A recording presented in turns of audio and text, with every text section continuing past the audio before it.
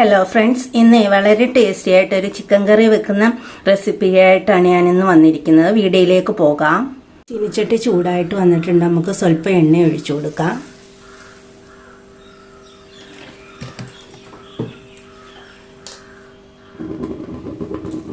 അതിലേക്ക് നമുക്ക് സ്വല്പം കടുക് ഇട്ട് കൊടുക്കാം. ഇനി ഇതിലേക്ക് നമുക്ക് അരിഞ്ഞ് വെച്ചിരിക്കുന്ന ഇഞ്ചി ഇട്ട് കൊടുക്കാം.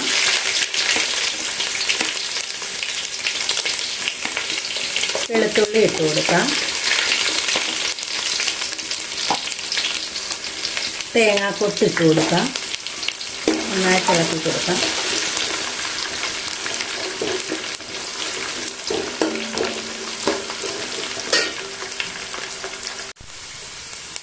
ഇനി ഇതിലേക്ക് നമുക്ക് സവാള ഇട്ട് കൊടുക്കാം.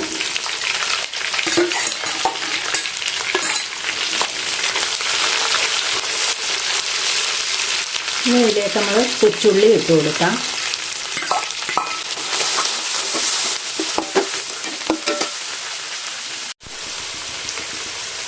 സ്വല്പം ഉപ്പിട്ട് കൊടുക്കാം.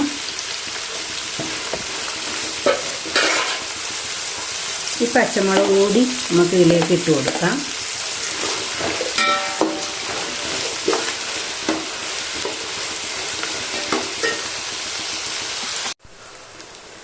ഇനി കറിവേപ്പിലയും തക്കാളിയും കൂടെ നമുക്ക് ഇതിലേക്ക് ഇട്ട് കൊടുക്കാം.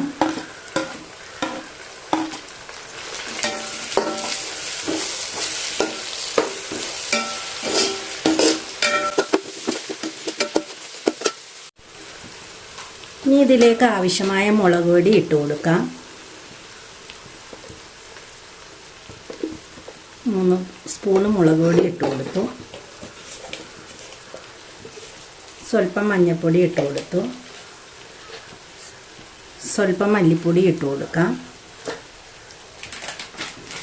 കുറച്ച് ചിക്കൻ മസാല ഇട്ട് കൊടുക്കാം.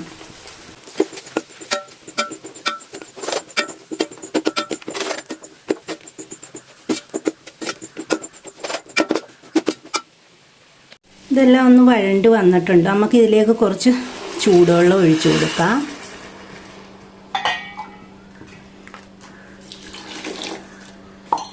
ഇത് നന്നായിട്ടൊന്ന് തിളച്ച് കുറുകി വന്നതിന് ശേഷം നമുക്ക് ചിക്കൻ ഇട്ട് കൊടുക്കാം.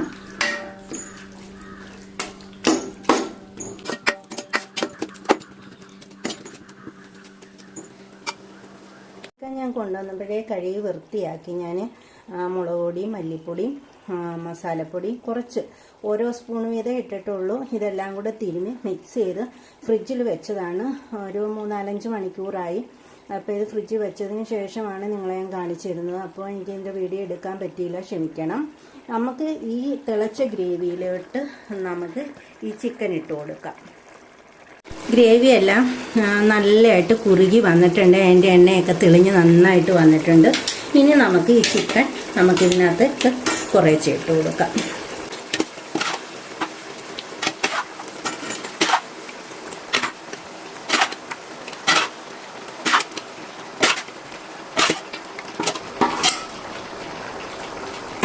ഇനി ഇതിലേക്ക് നമുക്ക് വേറൊരു സാധനം കൂടി നമ്മൾ ചേർക്കുന്നുണ്ട്. ഉരുളൻകിഴങ്ങും കൂടി നമ്മൾ ഇതിലേക്ക് ചേർക്കുന്നുണ്ട്. ഇതുകൂടെ ഇട്ട് കൊടുത്തതിന് ശേഷം നന്നായിട്ടൊന്ന് ഇളക്കി കൊടുക്കാം.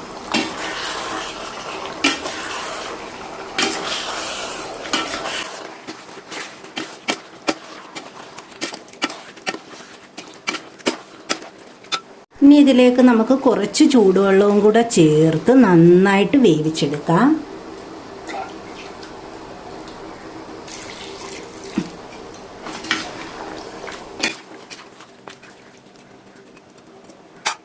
നമ്മുടെ ചിക്കനും കിഴങ്ങും എല്ലാം കൂടി നന്നായിട്ട് വെന്ത് വന്നിട്ടുണ്ട്. ഇനി നമുക്ക് ഇതിലേക്ക് ഗരം മസാല പൊടിച്ചത് ചേർത്ത് കൊടുക്കാം.